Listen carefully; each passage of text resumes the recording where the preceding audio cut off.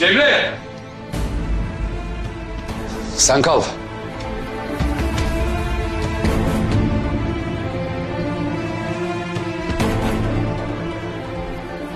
Konuşacağız.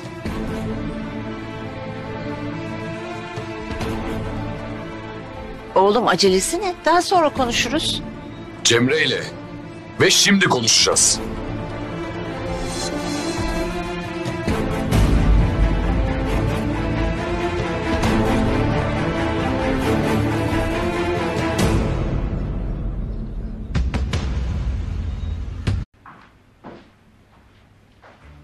Ya sen ne yaptığını sanıyorsun ha?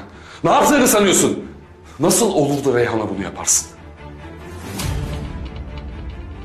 Ya Cemre nasıl bu kadar şuurunu kaybedebildin? Çok merak ediyorum. Nasıl olur da Reyhan'a iş buyurabilirsin sen? Ha? Ya Reyhan'a iş buyurmak ne demek?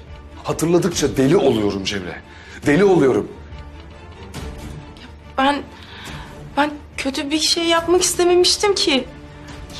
Ben nasıl davranacağımı şaşırdım Emir. Ya, karın gibi mi? Yoksa burada çalışan biri gibi mi? Sen ne dediğini bilmiyorsun. Ya sen aklını mı kaçırdın? Çok basit. O benim karım olmayabilir. Ama Hikmet Tarhun'un yeğeni. Bilmiyor musun bunu sen? Bak Cemre, o bu evin bir ferdi. Ve sen de artık ona böyle davranacaksın. Yoksa sonuçları hiç iyi olmaz senin için.